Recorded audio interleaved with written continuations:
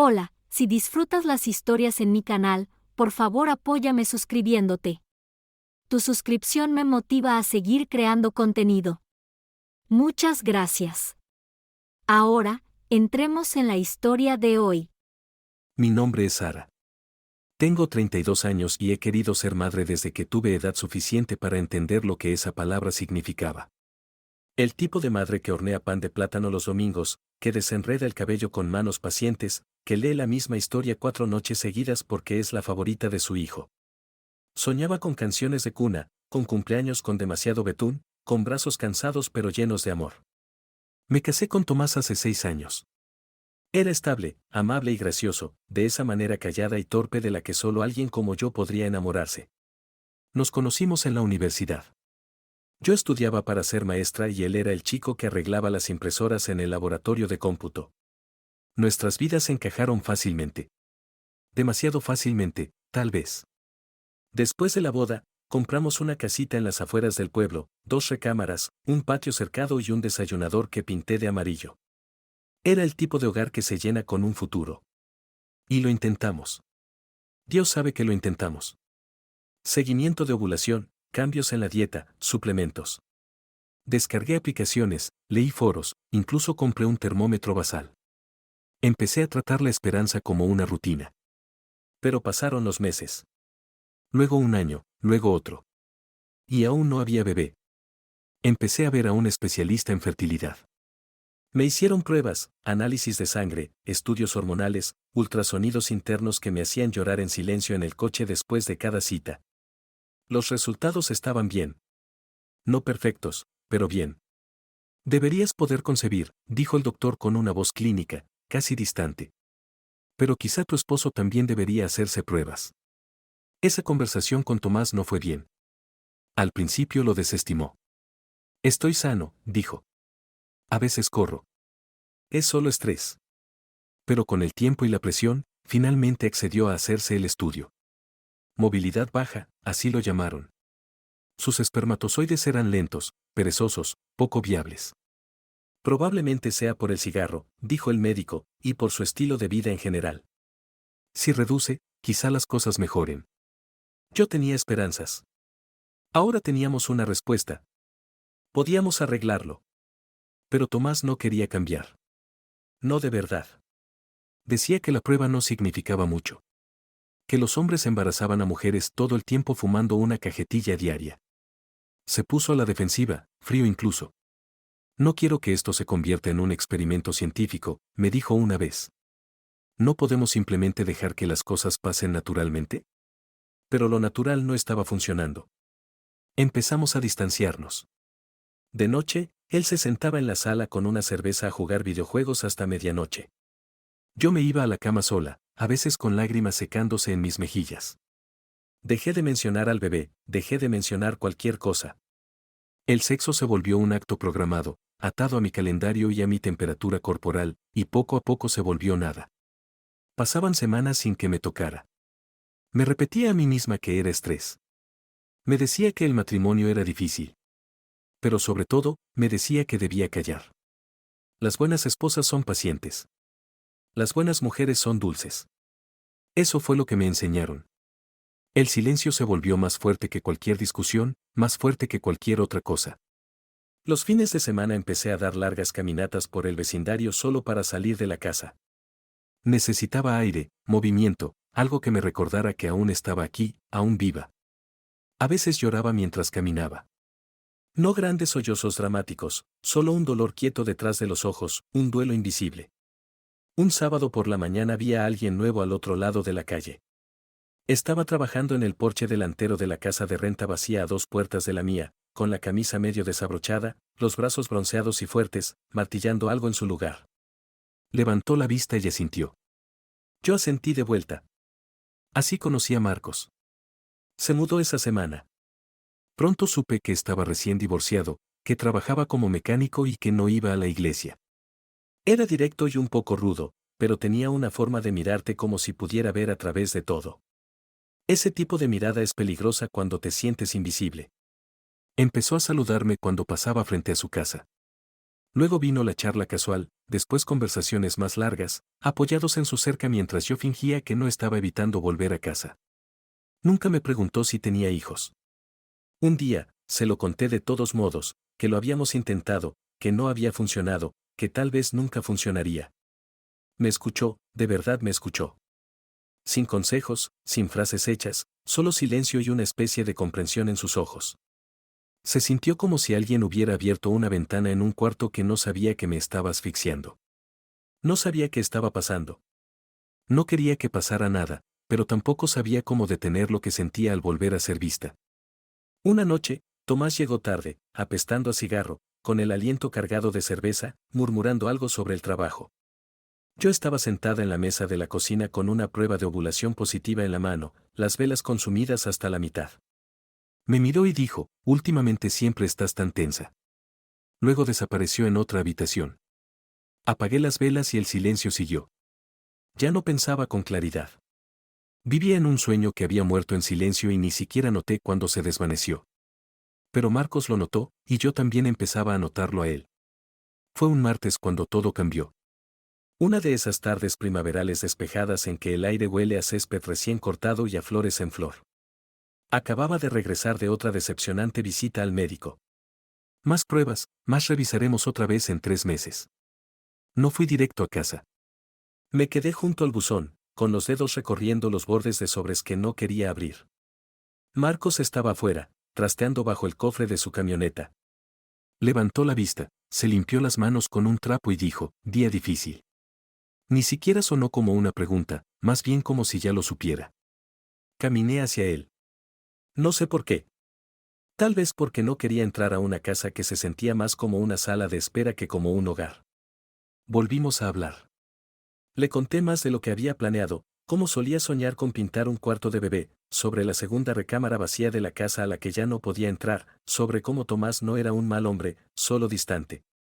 Distante, terco y quizá cansado de que yo siempre deseara algo que él no podía darme. Marcos no me juzgó. No dijo tal vez solo está estresado o sigue intentando. Solo me miró con esos ojos oscuros y firmes y dijo, es una carga muy pesada para llevarla sola. Algo dentro de mí se quebró. No lo besé ese día. No pasó nada, pero volví a casa con la piel zumbando, como si hubiera tragado electricidad. Empecé a encontrar excusas para pasar más seguido por su casa. Un saludo se convirtió en una charla breve. Una charla breve en 1 hora. Una vez lo ayudé a cargar las compras. Otra vez él se ofreció a arreglar una persiana suelta en nuestro porche trasero. No le digas a tu esposo, dijo con una sonrisa ladeada. No quisiera que pensara que le estoy robando puntos de handyman. Tomás no lo notó, o si lo hizo, no dijo nada. Para entonces ya dormíamos en esquinas separadas de la cama. A veces despertaba antes del amanecer y me quedaba mirando el techo, tratando de recordar la última vez que él me había besado sin que hubiera obligación detrás. Marcos, en cambio, empezó a dejarme pequeños detalles en la puerta. Una margarita en maceta, un frasco de miel fresca del mercado, una nota alguna vez, solo 2 palabras, importas tú. La primera vez que ocurrió, el cruce de esa línea fue impulsivo, imprudente. Me dije que era solo café. Lo invité a pasar una mañana en que Tomás había salido temprano a trabajar. El aire estaba tranquilo. Nuestras palabras eran más lentas. Él notó una grieta en la pared que yo no había reparado. Ambos nos reímos de algo que ninguno de los dos dijo. Y entonces lo besé. Lo besé como no había besado a nadie en años. Con hambre, con disculpa, con duelo enredado en cada respiración. Él no me detuvo. Sus manos estaban tibias y olía a aceite de motor y jabón. El sofá crujió bajo nosotros, y mi anillo de bodas se presionó contra su pecho antes de que me lo quitara y lo dejara caer entre los cojines. Después lloré, no por arrepentimiento, no de inmediato, sino por otra cosa, una especie de liberación, quizá. La certeza de que había cruzado un umbral y no había marcha atrás. Marcos no dijo mucho. Solo me sostuvo mientras yo me subía la manta como si esconderme pudiera hacer que todo fuera menos real. No hablamos de lo que significaba. No entonces. Pero no terminó ahí. Volvió a ocurrir. Y luego otra vez, una vez en su camioneta estacionada detrás de la ferretería, otra en su porche trasero, tarde en la noche, mientras el viento hacía crujir las hojas. Y yo me repetía que nadie podía vernos. No me estaba enamorando de él.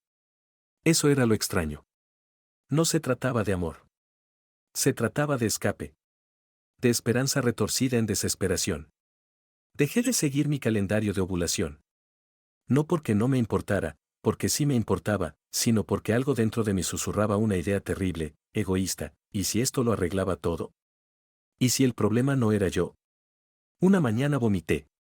Ese tipo de náusea que te envuelve la columna y te deja mareada. No me emocioné al principio. Esperé unos días. Me hice la prueba sola, encerrada en el baño, mientras Tomás estaba afuera viendo fútbol. 2 líneas. Me temblaban las manos. Miré la prueba como si fuera a hablarme. Salí y me senté a su lado, metiendo las rodillas bajo mí. Tomás, dije, creo que estoy embarazada. Él me miró durante mucho tiempo. Luego se rió. Una risa entrecortada, aliviada, rota. Me abrazó, besó mi frente y me dijo, ¿ves? Te dije qué pasaría cuando dejáramos de intentarlo con tanta fuerza. No lo corregí. No dije una palabra. Marcos no lo sabía. No se lo conté. Me convencí de que no importaba. Que Tomás criaría a este niño, que amaría a este niño y que nadie necesitaba saber. Sería nuestro milagro, aunque yo supiera la verdad. Excepto que la verdad siempre encuentra la forma de salir a la luz. Los primeros meses del embarazo fueron como vivir la vida de otra persona. Tomás volvió a ser el hombre que recordaba de los primeros días, atento, tierno, incluso entusiasmado. Empezó a leer libros de crianza, a marcar cunas en línea y a pintar la segunda recámara de verde claro, por si es niño o niña. Hasta dejó de fumar. De golpe, dijo sonriendo, mientras me tomaba de la mano una mañana frente a un café descafeinado. No voy a arruinar esto. Debería haberme hecho feliz. Y por un tiempo, lo hizo. Me permití creer la mentira de que este bebé nos había devuelto la vida, que lo que alguna vez fuimos podía volver a ser. Pero cada vez que él tocaba mi vientre y susurraba hola ahí dentro, una tristeza extraña se enredaba en mis costillas. Como si hubiera construido una casa en un terreno prestado y un día el dueño vendría a tocar la puerta. Marcos seguía ahí, aún al lado, aún arreglando camionetas y mostrando esa sonrisa ladeada. Nunca hizo preguntas, nunca dio a entender que lo supiera, pero me observaba. Una vez, cuando tenía 8 semanas, me sorprendió caminando hacia el buzón y me dijo, «Te ves diferente». Sus ojos se deslizaron hacia mi vientre, aún plano, aún oculto. Yo no dije nada, solo sentí, ofrecí una pequeña sonrisa y entré a la casa. Esa noche lloré hasta quedarme dormida. Tomás no lo notó. Estaba ocupado leyendo un artículo sobre vitaminas prenatales y murmurando algo acerca de bancos de sangre de cordón umbilical. Luego, hacia la mitad del segundo trimestre, algo cambió. Tomás empezó a apartarse. No de golpe, no de manera drástica, pero lo suficiente como para que yo lo notara. La emoción se apagó. Sus sonrisas ya no le llegaban a los ojos. Volvió a trabajar hasta tarde, a pasar más tiempo fuera de casa. Al principio culpé al estrés o a las hormonas, o a ambos, hasta que una noche después de la cena me miró al otro lado de la mesa y dijo en voz baja, «He estado pensando». Dejé de masticar. ¿Pensando en qué? Él tragó saliva con dificultad. En la línea de tiempo. La línea de tiempo, repetí. Miraba hacia abajo, frotando su pulgar contra la palma como si tratara de limpiarse algo. Dijiste que ya no estábamos llevando el control, pero he estado haciendo cuentas y no sé, Sara. No cuadra. El pecho se me heló. ¿Qué estás diciendo? Digo que quiero ser feliz. De verdad quiero. Pero todo esto se siente raro. Intenté reírlo. Tomás, vamos, le das demasiadas vueltas. Pero él no rió. Me miró a los ojos y dijo las palabras que temía, pedí una prueba de paternidad. El silencio se volvió más espeso que el duelo. Lo miré, con la boca abierta, el corazón golpeando tan fuerte que pensé que iba a vomitar. ¿Qué? Solo una no invasiva, de esos kits. No te hará daño a ti ni al bebé. Solo, necesito saberlo. Quería gritar, arrojar algo, suplicar.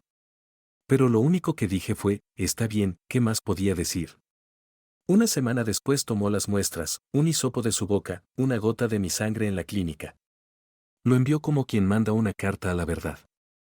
Pasaron 10 días. Largos, dolorosos días en los que apenas comí, apenas dormí, apenas existí. Marcos tocó a la puerta una vez en ese tiempo, preguntando si estaba bien. No abrí. No pude. Luego llegaron los resultados. Tomás no dijo nada al principio. Llegó del trabajo, pasó de largo junto a mí en la cocina y fue directo a la recámara. Lo seguí. Estaba sentado al borde de la cama, con el correo abierto en su teléfono, la luz azul iluminándole el rostro de una forma que lo hacía parecer mayor de 35. Cuando levantó la vista, tenía los ojos húmedos. No estaba enojado, ni siquiera sorprendido. Solo roto. No es mío, susurró. Intenté hablar, pero nada salió. Él asintió despacio. Pensé que quizá estaba equivocado. Que tal vez solo era paranoia. Pero no lo era, ¿o sí? Me derrumbé en el suelo, con las manos en mi vientre. No lo planeé. No quise, pero tú, lo hiciste, me interrumpió. Tú hiciste esto. Solo quería un bebé, Tomás, susurré, la verdad derramándose como sangre. Tú no cambiabas. Ni siquiera lo intentabas. Pensé que nunca, así que te acostaste con otro. Su voz se quebró. Me hiciste creer que este era mi milagro. Las lágrimas corrían por mi cara. Lo siento. Se levantó, caminó de un lado a otro, luego se giró hacia mí con los puños cerrados a los costados. ¿Fue él, Marcos? Dudé. Demasiado tiempo. Él volvió a asentir. Por supuesto. Claro que fue él. El silencio entre nosotros ya no era silencio. Era derrumbe. No pude hacer esto, dijo finalmente. No puedo quedarme. Y así, de repente, se fue después de que Tomás saliera. La casa se sentía ajena. Recuerdo estar sentada en el piso de la habitación del bebé esa noche, rodeada por las paredes verde pálido, con el libro sobre bebés todavía apilado ordenadamente junto a la cuna que él había construido. Al principio no lloré. Solo miraba la nada, todo, la versión de mi vida que creía estar salvando y que acababa de destruir por completo. No volvió al día siguiente ni al siguiente. Luego, en la tercera mañana, desperté con un golpe en la puerta. Corrí hacia ella, conteniendo la respiración, con una parte de mí esperando tontamente que fuera él. Pero no lo era. Era una mujer que no conocía. 40 y tantos, rasgos marcados, ojos amables. Hola, dijo, suave pero firme. Soy la niñera que Tomás contrató. Me dijo que debía estar aquí a las 9. Parpadeé. ¿La niñera? Sonrió incómoda, levantó su teléfono. Tengo un mensaje de él. Dice que se hará cargo de la custodia total. Debo ayudar con la transición hasta que pueda mudarse a la casa de huéspedes de su hermana. Dejó una lista de todo lo que el bebé necesitará. El bebé. Nuestro bebé. Solo que no era suyo. Y era mi culpa. Asentí, entumecida. La dejé pasar. No luché. ¿Cómo podría? Yo había hecho el desastre. Yo había tomado la decisión. Y ahora tenía que vivir con el costo. Tomás vino esa tarde. Ni siquiera me miró. Solo fue directo a la habitación del bebé, empacó una bolsa con cosas del bebé, pañales, bodys, fotos de ultrasonido. Se llevó todo. Solo se detuvo una vez en la puerta, con la mano apoyada en el marco. Enviaré los papeles en unos días, dijo sin girarse. Podrás visitarlo si quieres. Pero criaré a este niño como mío. No es culpa suya. Abrí la boca, la cerré de nuevo. Finalmente dije, gracias. Sonó tan pequeño, tan estúpido. Se fue sin decir una palabra más. Después de eso, el silencio me engulló por completo. No se lo conté a nadie. Al principio. Apagué mi teléfono, dejé de revisar el correo electrónico, cancelé todas mis citas. Mi barriga creció, y con ella el peso de todo lo que había hecho. Mis padres se enteraron cuando mi madre apareció sin avisar un domingo. Abrí la puerta en pijama, con 5 meses de embarazo, el cabello sin lavar y los ojos hundidos. Al principio no dijo nada, solo me miró mi vientre y luego entró lentamente. ¿Dónde está Tomás? Preguntó. Me quebré, me senté en el sofá, sollozando, las palabras saliendo como una confesión en la iglesia. Ella escuchó. También lloró. Luego dijo lo que más dolió de todo, te amo, Sara, pero ya no sé quién eres. No se quedó mucho tiempo. No me cortaron del todo. Mi padre no pudo traer consigo hablarme durante meses, pero mi madre enviaba a veces víveres, preguntaba cómo iba el embarazo, nunca preguntó por Marcos. ¿Marcos? Solo lo vi una vez después de eso, quizás 6 semanas antes de la fecha de parto. Estaba en su jardín cambiando el aceite de su camioneta. Salí a sacar el correo y me congelé cuando nuestras miradas se encontraron. Se levantó, se secó las manos con un trapo, sin decir nada. No lo hice por nosotros, dije apenas audible. Él asintió lentamente. No pensé que lo hicieras. Permanecimos así unos segundos más. Extraños con historia. Luego me di la vuelta y regresé al interior. Esa fue la última vez que lo vi. El bebé nació temprano. Un niño, de 3,6 kilogramos, llorando, rojo y perfecto. Tomás estuvo allí. Fue el primero en sostenerlo, lo nombró Katu y firmó el certificado de nacimiento. Yo lo miraba desde mi cama, sintiéndome una invitada en mi propia vida. Me dejó sostenerlo unos minutos. Puedes verlo, dijo, los fines de semana si quieres. Si quiero, susurré. Compartimos un momento. No fue reconciliación, ni amistad, solo dos personas rotas por la misma tormenta, aún intentando mantenerse en pie. Después de eso me mudé a un pequeño apartamento. Conseguí un trabajo en una librería del centro. Un lugar tranquilo. Coloco novelas en los estantes, recomiendo libros de bolsillo, limpio las ventanas por la mañana antes de que lleguen los clientes. A veces, por las noches, escribo cartas que no envío, a Tomás, a Daniel, a mí misma. Cartas llenas de cosas que desearía haber hecho diferente, cosas que todavía intento entender. El arrepentimiento es una especie extraña de duelo. No viene en olas, es constante, como un ruido de fondo. Te acostumbras. Luego te golpea en momentos en que no lo esperas. Como cuando ves a un padre cargando a un niño sobre sus hombros, o cuando doblas ropa de bebé para donarla, o cuando te despiertas de un sueño en el que todavía eres amada. Ya no pido perdón. Solo intento ser mejor que antes. Hacerme responsable de la verdad, incluso cuando esa verdad destruyó todo. Y quizá algún día que Dios me pregunte quién soy, por qué no estoy allí cada mañana, por qué su papá es el que se quedó. No sé qué le diré, pero espero, de verdad espero, ser alguien digno de conocer. Como siempre, gracias por acompañarnos hoy. No olvides darle like, suscribirte y activar la campanita para no perderte nuestro próximo episodio. Hasta la próxima.